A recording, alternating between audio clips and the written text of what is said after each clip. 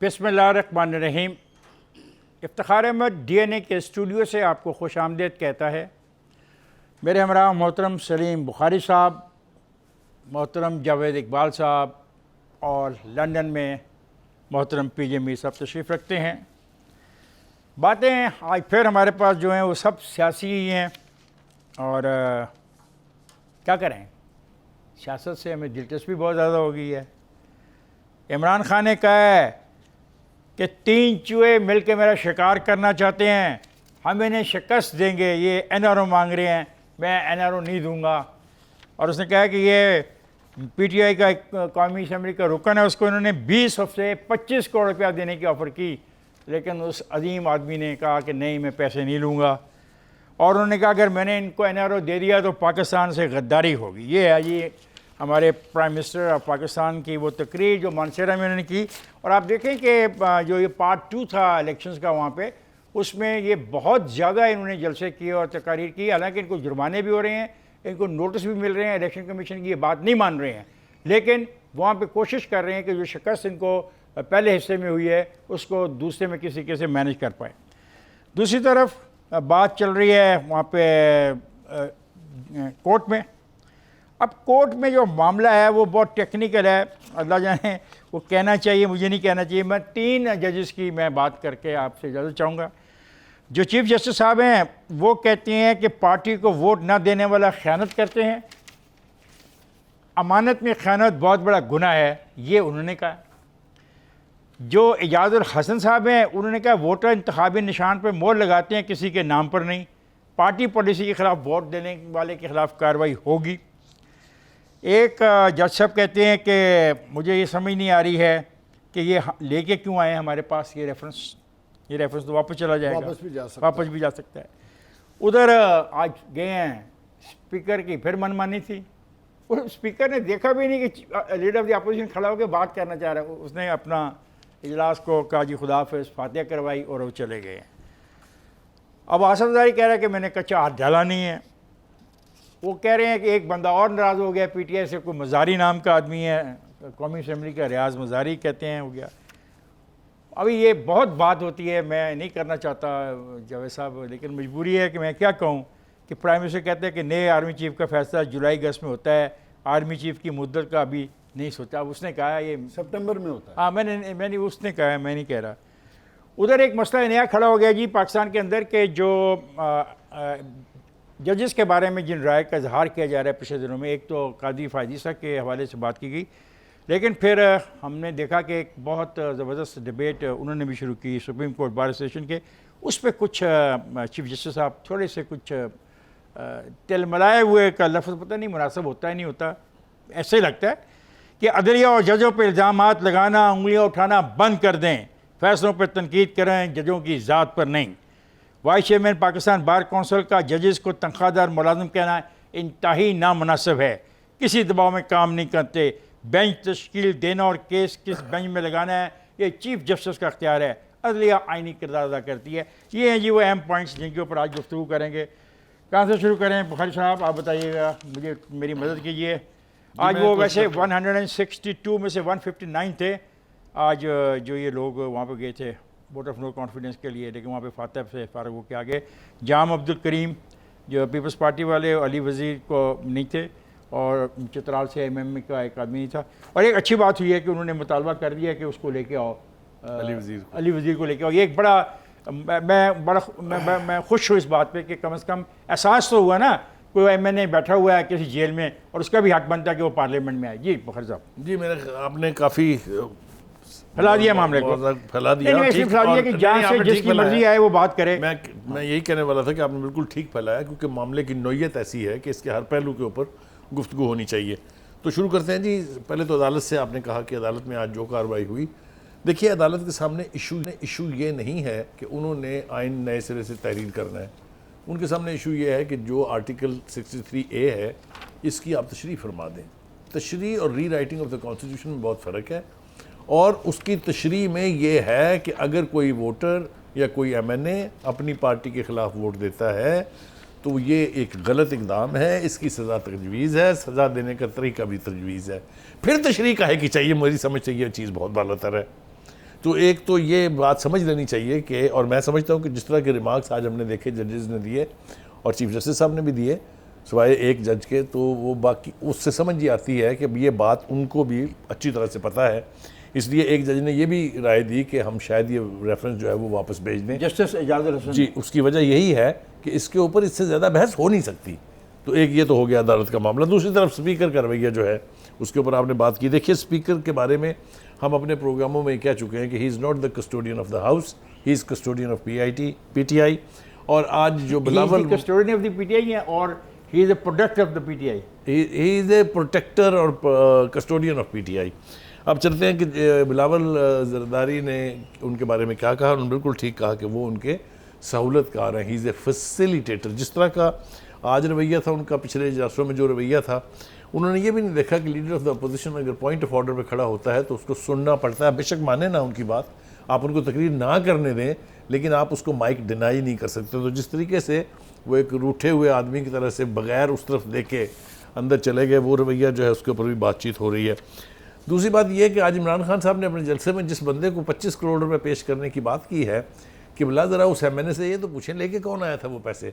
उन्होंने तो कहा सामने रखे 25 करोड़ रुपए। ओ भाई, किसने रखे कि वो तश्तरी में आए थे या कोई गया? मैं अब क्या कहूँ, मतलब कुछ ऐसा वैसा मुंह से निकल जाएगा। नहीं, गलत बात आप कभी भी नहीं कहेंगे। I am sure you are senior man. इतनी बड़ी रकम 25 करोड़ रुपए खान साहब, आपको पता है कि कितनी जगह में आएंगे? उसके लिए 2-3 ब्रीफ केस तो चाहिए। तो वो लेके कौन आया था भाई साहब, उसका नाम भी तो बता देना। हमको सर ड्राफ्ट की शक्ल में होना, ये भी तो दिखना। अब अभी ड्राफ्ट की शक्ल में कोई नहीं लेता, ये याद रखिएगा। इस तरह के पैसों के लेन नकद होता है, बैंकों के चेकों और ब्रीफ ड्राफ्ट की केसों वजह में से नहीं नहीं अच्छा होती। ये नकद काम होता है सारा, क्योंकि ये और यही वजह है कि ये इतना एम्बिगुअस छोड़ देते हैं। मिसाल के तौर पे मैं भी कहता हूँ कि मुझे इमरान खान साहब ने 20 करोड़ रुपए भेजा कि आइंदा आप मेरे खिलाफ बात ना करें। कर लें साहब जनाब, नहीं, एक सेकंड, इमरान खान से ये भी पूछ लेना। कर लें साहब, आप खान साहब इधर मेरी तरफ देखें।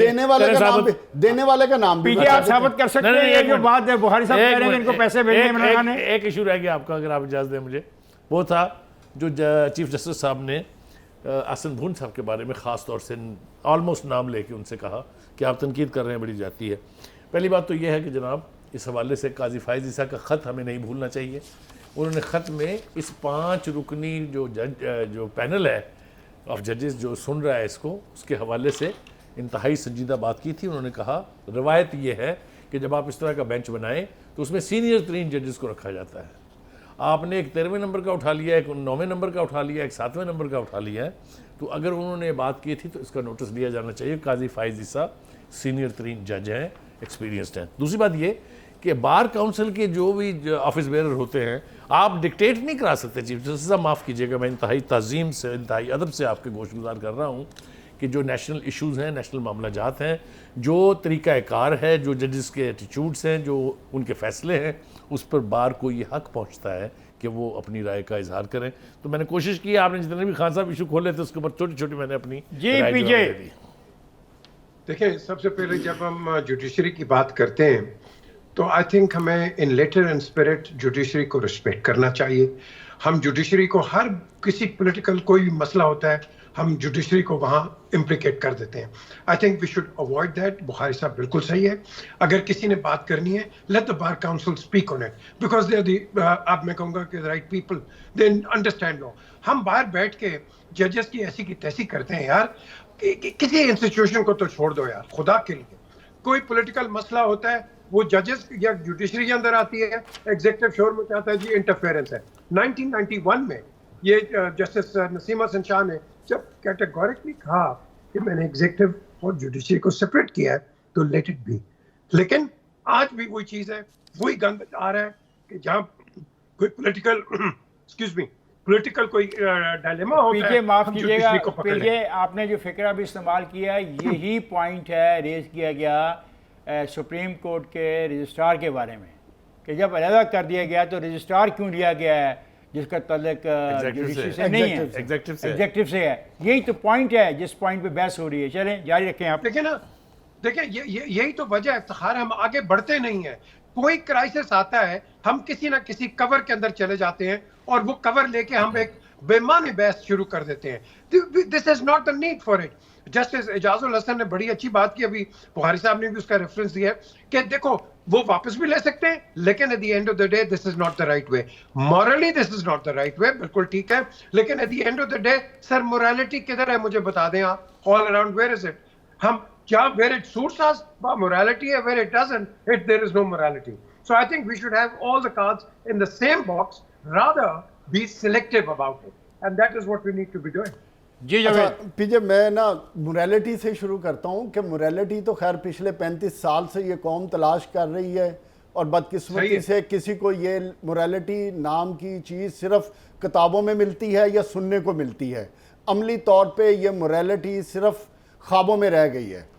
जहाँ तक आज की जो प्रोसीडिंग का ताल्लुक है, इसमें मैं समझता हूँ कि ये मामला एक आइनी और सियासी है, जिसमें मैं सिर्फ 2 रिमार्क्स पे आप कहूँगा कि देखें, चीफ जस्टिस साहबान ने एक बात कह दी कि हम जो 63A है उससे बाहर नहीं जा सकते, नंबर 1. नंबर 2, हम देखेंगे शायद ये रेफरेंस को वापस भेज दें. तो और तीसरी चीज़, किसी को वोट डालने से रोका नहीं जा सकता. बाकी सब बातें जितनी मर्जी हो जाएं, आने वाले वक्त वो हमें क्लियर हो जाएंगी. लेकिन असल चीज़ क्या है जिसकी तरफ हमें बात करनी चाहिए, वो बात ये है कि हर दिन गुजरने के साथ साथ हमारा मुल्क सियासी तौर पे एक ऐसी डगर पे चल पड़ा है जहां किसी को मुल्क की फिक्र नहीं है. सबसे पहले मैं हुकूमत की बात करूंगा. हुकूमत जब से नो कॉन्फिडेंस मूव की बातें शुरू हुई हैं, उस वक्त से इसको ना इकोनॉमी की फ़िक्र है, ना IMF की फ़िक्र है, ना जो फॉरेन रिज़र्व की बात करते हैं उसकी फ़िक्र है. पिछले 1.5 महीने से हुकूमत आकर बताए ना, जब से नो कॉन्फिडेंस की मूव चली है कि फॉरेन रिज़र्व $3 अरब के करीब नीचे आ गए हैं. डॉलर आपका 5 से 6 रुपये बढ़ गया है. आपने सिर्फ और सिर्फ आने वाले वक्त में परसीव किया कि हम नो कॉन्फिडेंस मूव में नहीं जीत सकते, हुकूमत हमारी चली जाएगी. हम मुल्क को भी भूल गए, अवाम को भी भूल गए.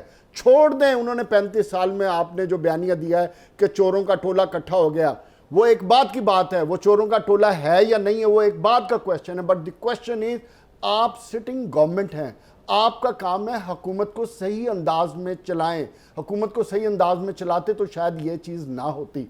आप ऐसी बंद गली में ले गए. और स्पेशली जो मेरे लिए फ़िक्र की बात है कि आप जो डिलेइंग टैक्टिक्स के साथ चीज़ों को इनके दायरे से निकालते हुए आगे लेकर जा रहे हैं, उससे आप सिर्फ अपनी पॉलिटिकल माइलेज ले रहे हैं. और उस पॉलिटिकल माइलेज को हासिल करने के लिए आपने मुल्क की इकानमी को भी साइड पे कर दिया है और मुल्क के सियासी वकार को भी साइड पे रख दिया. और आखिरी बात, और आपने मुल्क में वो इंस्टेबिलिटी क्रिएट करना चाह रहे हैं जिससे आने वाले वक्त में स्वाय खतरात के और कुछ नज़र नहीं आ रहा. फातिह साहब, ये ब्रेक पे जा रहा हूँ. ब्रेक पे जाने से पहले मुझे एक बात और भी आपसे शेयर करनी कि जब अटॉर्नी जनरल ने कहा कि आर्टिकल 63 के तहत आज तक कोई नाअहल नहीं हुआ, आर्टिकल 63A की खिलाफ वर्जी पर पैसे लेना साबित करना ज़रूरी नहीं है.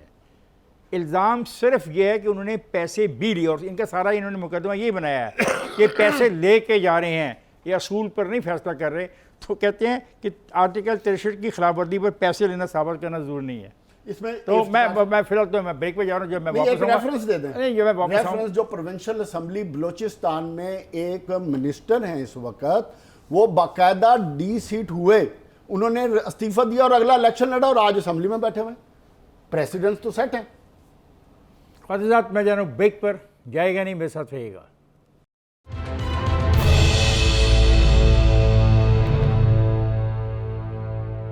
और वो 3 चूहे मिलकर मेरा शिकार करने आ रहे हैं, उनको मैं शिकस्त दूंगा.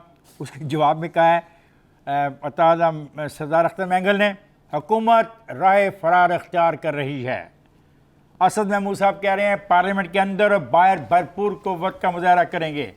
और बिलावल भुट्टो ने कहा है हम इमरान खान को नहीं भागने देंगे. शहबाज शरीफ ने कहा है अगर पीर को फिर धांधली का मामला हुआ तो फिर दमादम मस्त कलंदर होगा. यही अब शहबाज शरीफ इस किस्म के लफ्ज़ बोलते हैं ना, दमादम मस्त कलंदर होगा. तो चले मैं मान लेता हूँ, अब हालात ही इस किस्म के हो गए हैं कि इनकी बातों को सुनना पड़ता है और मानना पड़ता है. आज तो वो छतरी लेके खड़े थे, बाद में उन्होंने हैट पहन लिया अपने सर के ऊपर. आपने देखा ये वेरी, मैंने बेचारे धूप से भी बचाया उसने, बाकी लोगों को भी, और सबको अपनी एक छतरी तले इकट्ठा कर लिया. मुहावरा नहीं होता बुखारी साहब, एक छतरी तले इकट्ठे हो गए. वो छतरी तले इकट्ठे हो रहे हैं, वो कह रहे हैं ये 3 चूहे मिलके मेरा शिकार करने आ रहे हैं। ये मामला क्या है जी भैया, मामला क्या है? ये छतरी तले इकट्ठे हो गए, ये चूहे क्या हैं? उन्होंने कहा है हम एक साए के तले एक हैं, वो उन्होंने वो एक अपना एक प्रेजेंट करने की कोशिश की है, लेकिन शहबाज की एक स्किन कंडीशन भी है and he has to protect himself, इसीलिए वो हैट पहनते हैं, ऐसी कोई बड़ी बात नहीं है।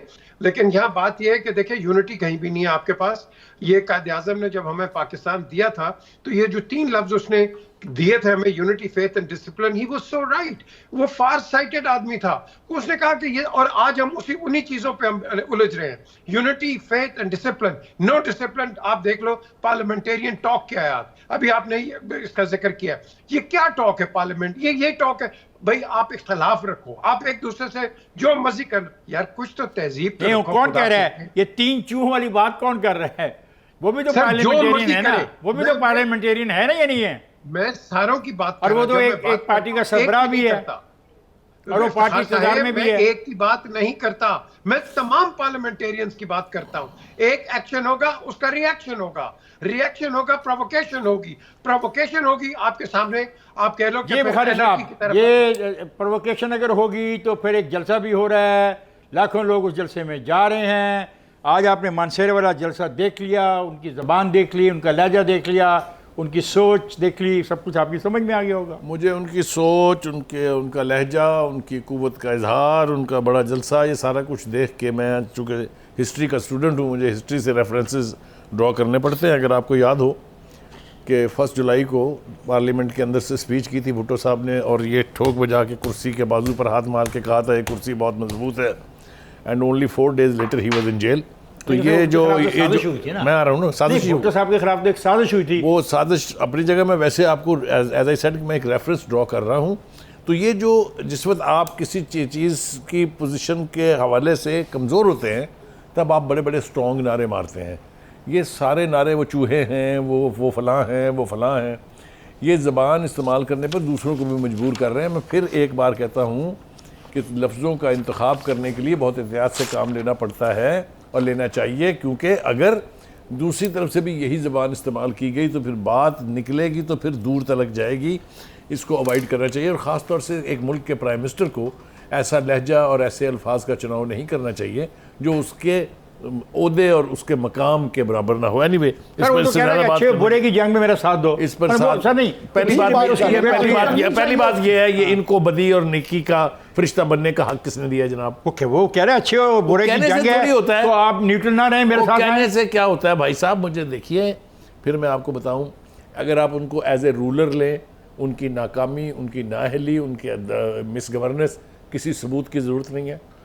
दूसरी बात यह है कि अगर उनकी नाक के नीचे स्कैंडल्स की बात लें, करप्शन कितनी हो रही है, कोई हवाला देने की ज़रूरत नहीं है। लोगों ने पंजाब हाउस से रिकॉर्ड जो है वो गायब करना शुरू कर दिया। आखिर उसकी कोई वजह तो है ना, क्योंकि यहाँ पर तो कोई पोस्टिंग नहीं हुई पैसे लिए बगैर। ये मैं नहीं कह रहा हूँ, ये अदालतों में अब इसकी बाज़गश्त जो है वो सुनाई दे रही है। तो कहने का मतलब ये है कि या तो एक आदमी जो है ना मुत्तकी परहेजगार हो, वो इस तरह के नारे मारे, समझ में आती है ये अचानक रियासत मदीना कह लेने से ना पाकिस्तान रियासत मदीना बना है, ना बन रहा है, ना इसके कोई इम्कान है, इसलिए कि वो और लोग थे, वो और किस्म की बैकग्राउंड के लोग थे। उनका मुकाबला करने की भी सख्त हम में नहीं है, ना हिम्मत है, ना हमें अपने आप को कभी उनसे इक्वेट करना चाहिए। तो ये जो नाराबाजी है ना, ये इसको पंजाबी ज़ुबान में कहते हैं फोके नारे। ये फोके नारे जो है ना, वीकनेस की निशानी होती है। ये उसकी देखें, जो लोग मैथमेटिकली सूरत हाल को देख रहे हैं वो इस नतीजे पर पहुँचे हुए हैं कि अगर मुनहरफ जो अरकान है वो एक रियलिटी है, अगर एलाइज वाकई उस तरफ से आंखें मोड़ रहे हैं, क्योंकि मैं तो परवेज़ इलाही साहब को समझता हूँ कि he is a matured politician, loose ball नहीं खेलते। उन्होंने जो कुछ उस इंटरव्यू में इमरान खान के बारे में कह दिया है, किस मुंह से इमरान खान साहब उनको अब अपना इलाही रखेंगे, ये मेरी समझ से बालातर है। तो अगर इन हक़ाइक़ को आप सामने रखें तो आपको पता चल जाएगा कि ये जितने भी कुव्वत का इजहार हो रहा है सारी वीकनेस है। असल में जवेद, ये जो बात की है परवेज़ इलाही साहब की, आपको पता है कि फिर वो कोई तावन नहीं कर रहे, और वो कह रहे हैं हमारे घर में कोई बीमारी हो गई है, कोई आदमी बीमार हो गया है, वो नहीं जा रहे। और आज मैंने देखा है कि तादी वज़ीर आया गाड़ी में बैठ के, और उसको पूछा भी तुम गाड़ी में बैठ के आए, तुम्हारे झंडा लगाओ, उसने कहा जी मैं तो अभी इमरान खान के साथ हूँ, मैं MKM का था वो। अच्छा, तो मुझे तो समझ नहीं आ रहा है, ये इत्तेहादी कन्फ्यूजन क्रिएट कर रहे हैं। ये भी तो बहुत चीज़ हमारे सामने हो रही है। मैं उसकी वजह बताता हूँ। देखें, इस वक्त सियासत पाकिस्तान की सियासी तारीख में जो इस वक्त जो गेम हो रही है वो अपनी एंड गेम की तरफ मूव कर रही है, और जो वो वक्त करीब आ रहा है, हुकूमत पे भी प्रेशर पड़ रहा है और अत्तहादियों पे भी, अत्तहादियों की पोजीशन मजबूत हो रही है, उसकी मैं वजह बताता हूँ। और तीसरा, जो अपोजिशन, उस पर भी प्रेशर बढ़ रहा है कि उसने अपने नंबर पूरे करने। इत्तहादियों की पोजीशन इसलिए इंपॉर्टेंट एक दफ़ा फिर हो गई है। दरमियान में मैं समझता हूँ कि इत्तहादियों की वो इंपॉर्टेंस नहीं थी जो आज हो गई है। उसकी मेन वजह यह है कि सुप्रीम कोर्ट में उन 13 या 14 अरकान के खिलाफ एक तो क्लैरिटी आनी है, 1। सेकेंड, जो एक नोटिस भी इशू हुआ है जो अपना असद उमर साहब ने इन अरकान को दिया हुआ है, उसकी भी लीगल वैल्यू है या नहीं है, क्योंकि एज पर द कॉन्स्टिट्यूशन उसको पार्लिमानी कमेटी के जरिए इशू होना था, उधर से डिस्कशन होना था, वो हुई नहीं, वैसे ही हो गया, वो भी अंडर डिस्कशन है। तो एक छोटी सी तलवार मोरालिटी की, जो मैं समझता हूं कि शायद अपोजिशन पे भी है और उन 13 अरकान पे है। तो अब जो अपोजिशन कोशिश कर रही है कि, जो मैं समझता हूं, मैं फिर कह रहा हूं बात, कि उनके 95% मामलात अपोजिशन के साथ, अत्तहादियों के साथ तय पा गए हैं। अगर तय ना पाए होते या उनमें कहीं कहीं कोई रखना होता तो इत्तेहादी हुकूमत के साथ खड़े होते। तो वो जो पोजीशन, अब वो उस पोजीशन में दोबारा आते हुए मुझे नजर आ रहे हैं, जो वो ख्वाहिशात कर रहे हैं आज के हवाले से और आने वाले इलेक्शन के हवाले से, कि वो उनकी ख्वाहिशात पूरी हो जाएं, और मैं समझता हूँ उन पर वो एग्री हैं। फ़ादर हज़रात, मैं ब्रेक पे जा रहा हूँ, ब्रेक से जब वापस आऊँगा तो पीर साहब को शामिल करूँगा सारी डिबेट में, क्योंकि अब डिबेट 3 हिस्सों की है। नंबर 1, ये जो लोग वोट ऑफ नो कॉन्फिडेंस लेके आए हैं, ये कितने हैं, इत्तेहादी कितने हैं, और जो लोग डिफेक्ट करके आए हैं। काफ़ी दफ़ा बुखारी साहब ने इनकी तफसील से हमें आगाह किया, लेकिन एक दफ़ा फिर अपने आप को, दिमाग को असर नौ इस बात बहस में अपने आप को इन्वॉल्व करने के लिए हमें वो काउंट करने पड़ेंगे। मैं ब्रेक पे जा रहा हूँ, ब्रेक से जब वापस आऊँगा तो गुफ्तगू इस सिलसिले को यहीं से जारी रखेंगे। जाएगा नहीं, हमारे साथ रहेगा।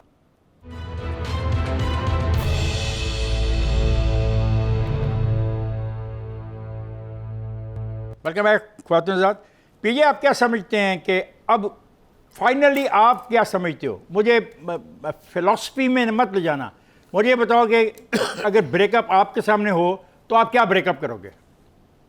देखिए, पहले तो मैं समझ रहा था कि मेरा नाम शहबाज शरीफ है, और मुझे आज सुबह की वो जो नेशनल असेंबली की जो प्रोसीडिंग्स थी, मैं समझ रहा था कि शायद मुझे मौका ना दिया जाए, लेकिन थैंक यू, आपका ब्रेक के बाद आ गए। बात आती है कि देखें, ये मैं वो स्पीकर नहीं हूँ, और मुझे ख्याल रखना होता है कि मेरे जितने भी मेंबर हैं पार्लियामेंट के 3, उनको मैंने वक्त देना है, इसका मुझे बड़ा एहसास होता है। लेकिन मेरे मसला एक है कि वक्त भी देखना है, कि मेरे पास वक्त के अंदर ही मुझे सब कुछ करना है। जी बोलिए। बिल्कुल, ये आपने बड़ी अच्छी अपनी क्लैरिफिकेशन दी है, ये सब भी देंगे इंशाल्लाह मंडे को। अच्छा, अब बात आती है, देखें, यह फाइनल बिडिंग इस वक्त शुरू है, under currents already in progress, और अगर ऐसी कोई चीज होती तो ये नो कॉन्फिडेंस आज कुछ ना कुछ इसका होता, बिकॉज अभी बैक टॉक्स हो रही हैं। बिकॉज क्या बैक टॉक? कोई इशारा करोगे, क्या बैक टॉक हो रही है? Sir, I can't. I can't, but I can't, because I'll be breaking somebody's confidence. I can't. मतलब आप कॉन्फिडेंस में आपको ले लिया गया है, यू आर इन, आपको कॉन्फिडेंस में लिया गया लंदन में। Very good, very good. Talks हो रही हैं, you are in there in those talks. Sir, I'm not there in those talks, but I'm hearing what people are talking, and very important people. So the thing is, it is premature कि अगर आपके पास भी information आती है, बुखारी साहब के पास तो पलंदरा पड़ा हुआ है और निकालते यही हैं जावेद हमारी सारी। The question is कि ये अभी जब तक आपका आखिरी मरहला नहीं आएगा, आप देखेंगे अभी चेंजेस आएंगी मंडे तक। ये नहीं है कि it's all cut and dry. उसके पास भी सरप्राइज पड़ा हुआ है, इनके पास भी सरप्राइज पड़ा हुआ है। और जिस तरह कि अभी परसों वो जो आमिर लियाकत है, जो बात नहीं होनी है वो होगी, जो होनी है वो नहीं होगी, उसकी बात में भी एक आमिर लियाकत को आप इतना संजीदा लेते हैं, अल्लाह रहम करेगा आप पर और मेरे पे। सर देखिए, बात सुने, एक न्यूसेंस वैल्यू हर एक की होती है। मैं आमिर की नहीं बात कर रहा, आमिर एक पॉलिटिशियन है और he knows how to play his cards. The question is कि हमारी सारी सियासत इस तरह है। आप एक मिनट, आपको याद है 88 बेनजीर का क्या हुआ था, किस तरह आई थी? और जी कुछ नहीं होएगा, जहांगीर बदर पूरा उसने लाहौर को कब्जे में ले लिया था। हर चीज हो सकती है। द क्वेश्चन इज कि आप मंडे तक वेट करें, आपके पास एक नई पिक्चर आएगी, बहुत बड़ी पिक्चर आएगी। पीजे आप देखें बात। पीजे मैं इस बात से इख्तलाफ करूंगा माजरत के साथ। मैं ये समझता हूं कि जो शतरंज की गेम बिक चुकी है, तमाम मोहरे, तमाम जितनी मूव्स वो चली जा चुकी हैं, अब सिर्फ चेकमेट होना है। अब सिर्फ चेकमेट होना है, और उस चेकमेट को अवॉइड करने के लिए हुकूमत हर तरह की सिर्फ और सिर्फ पब्लिक में जुलूसीस के ज़रिए अपना एक मोमेंटम बनाना चाह रही है, ताकि अगर वो हुकूमत से जाते हैं तो वो जो नारा पॉपुलर अपना नारा लेकर जाएं और अवाम में जाकर ये कहें कि ये वही चोर और डाकू हैं जो पिछले, एक सेकंड इफ्तिखार साहब, के जो 35 साल से हुक्मरान थे, आज फिर वही मुसल्लत कर दिए गए। बस ये वो नारा है जिसको लेकर इमरान खान जलसे जुलूस कर रहे हैं, और इसी नारे को और इसी बयानिए को लेकर इमरान खान जाएंगे। बस अब चेकमेट बाकी है। That's it. जावेद देखें, पीजे आप कुछ कहना चाह रहे हो, जल्दी जल्दी बोलो। जी जावेद देखें, बात सुने, कभी भी आखिर नहीं होती है पॉलिटिक्स के अंदर, कभी भी। चले आप याद रखें। और मेरा ख्याल है कि आपके ज़हन में कोई मसला है, आप समझ रहे हैं कोई खेल हो रही है और भी हो जाएगी सामने। इधर ये पीजे अपने पर जब मैं बात कर रहा था जावेद के पास है, जावेद तो शतरंज की बात कर दी। अब शतरंज के घोड़े जो हैं वो जब चलते हैं तो वो तो फिर चेकमेट तो उसकत होती है जब बहुत सारे मोरे चल गए हों। पहली बात बुखारी साहब आप माहिर हैं शतरंज के, अब मुझे बताएं कि चेकमेट है क्या, और ये जो आपके पास फिगर है इसमें चेकमेट क्या है? जी पहली बात तो ये है कि पीजे की करेक्शन के लिए battle ground is not London, battle ground is Islamabad, और सब कुछ जो एक्टिविटीज़ लास्ट मिनट की हो रही हैं वो सारी इस्लामाबाद में। बिल्कुल ठीक। जिस तरफ खान साहब लाना चाह रहे हैं ना हम सबको, वो है फिगर गेम, कि ये जो गैम्बिट है, ये मैथमेटिक्स जो है, ये क्या है। देखिए 162 पोजीशन के अरकान हैं, उनके एलाइज मिला के, इसके बारे में किसी को कोई डिस्प्यूट नहीं है। तो 162 तो ये हो गए। फिर 3 बंदों के नाम और दिए गए हैं, जाम अब्दुल करीम साहब हैं, अली वज़ीर हैं, चित्राली साहब हैं, और अभी मोहसिन दावड़ रहते हैं। ये 4 आप इसमें ऐड करें तो ये हो जाते हैं 166। उसके बाद आ जाए आप एलाइज के ऊपर, 17 नंबर है। अगर एलाइज अपने मुफाद को देखते हुए सारे हुकूमत से मुंह मोड़ लेते हैं तो 17 वो और 13 मुनहरफ, इसको कहते हैं चेकमेट। यस, के बाजी चाल चली भी नहीं गई और आप साथ उठा दें कि नहीं। और अपोजिशन इफ्तिखार साहब बहुत कैलकुलेटेड चल रही है, वो कोई पैनिक में नहीं है, और नॉट इन पैनिक, और सारी कैलकुलेशन आप उन लोगों पे रख रहे हो जो आज गाड़ी में बैठ के आए झंडे की गाड़ी में और कहने के कि मैं देखिए मैं इसके हुकूमत एक सेकंड हुकूमत का साथ देने का ऐलान किया। मैंने सुना, मैं वजाहत करूं। जिस वक्त वोटिंग का हाउस तैयार हो जाएगा ना कि वोट करना है, उस वक्त तक एलाइज यही कहेंगे कि हम हुकूमत के साथ हैं। जब वो वोट डालेंगे तब उनको आप मुनहरफ कह सकते हैं, पहले नहीं। ख़वातीन हज़रात, ये जो कैलकुलेशन बुखारी साहब की है, तो अगर इसको सामने रखें तो मुझे नहीं फिर समझ आती कि ये वज़ीर आज़म साहब तकरीर कर रहे हैं कि 3 चूहे मिलकर मेरे शिकार को आ रहे थे, तो ये सब मैं निबड़ दूंगा और ये शेरवानियाँ घर रह जाएंगी, ये सब कुछ घर रह जाएगा। क्या पाकिस्तान के प्राइम मिनिस्टर को ये जमा तफरीक नहीं आती? ये बड़ा एक अहम सवाल है। शायद इसका जवाब आप लोगों के पास हो, मेरे पास तो नहीं है, जावेद साहब के पास है, लेकिन मैंने चूँकि ब्रेक पे जाना है, अब हार वक्त जावेद की बात तो नहीं मानता ना। जावेद साहब तो ले आए हैं शतरंज के ऊपर, और बुखारी साहब ने कहा कि चेकमेट हो गई है। उन्होंने गिने 162 प्लस इत्तेहादी, द गेम इज़ ओवर। और मेरी गेम अब ये है कि मैं जाऊँ ब्रेक पर, और ब्रेक से मैं वापस आऊँ तो आज के इस प्रोग्राम को ख़त्म करने की कोशिश करूँ। जाइएगा ना, हमारे साथ रहेगा।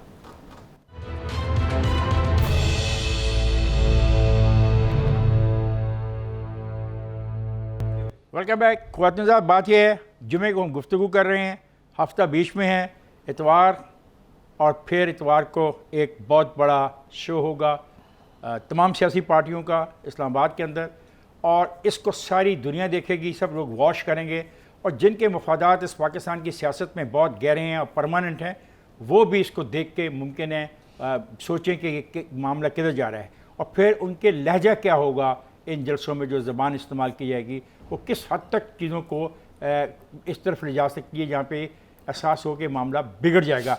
और फिर होना है पीर को इजलास सुप्रीम कोर्ट का, जिसमें ये डिबेट चलनी है कि क्या उन्होंने वापस करनी है सदारती रेफरेंस को या नहीं करना। और 4 बजे उस दिन फिर दोबारा जाना है इन्होंने असेंबली में, और वहाँ पे एक नया मसला और आ चुका है कि इसके साथ साथ उन्होंने एक और चीज़ भी पेश कर दी है असेंबली के अंदर, वो है अपना सूबे के हवाले से एक और चीज़। अब देखते हैं ये क्या होता है। जी बुखारी साहब। पहली बात तो ये है कि वह जनूबी सूबे का जो बिल है उसको मुतारफ़ कराने की वाहद वजह एक साजिश है, और वो साजिश ये है कि इस मामले को तहरीक-ए-इंतख़ाबात को और ज़्यादा ताख़ीर से किया जाए। मैं जलसे वाली बात के ऊपर, खान साहब आप हमें भी डरा रहे हैं और मैं डरा नहीं रहा से आप पूरी अपोजिशन को भी डरा रहे हैं, धमका रहे हैं। सुन ले मेरी गुजारिश सुन ले। आपने कहा एक पार्टी इतना बड़ा जलसा करेगी कि आसमान टूट पड़ेगा, 25 लाख बंदा इकट्ठा हो जाएगा, मगर ये आप नहीं सोच रहे कि उसमें 3 बड़ी पार्टियां, पहले मेरी बात सुन लेना, 3 बड़ी पार्टियां बड़े जुलूस लेके इस्लामाबाद में इकट्ठी होंगी, उनके बंदे मेरे ख्याल उड़ जाएंगे बीच में से, वो उड़ारी मार जाएंगे और दूसरी तरफ जाके बैठ जाएंगे।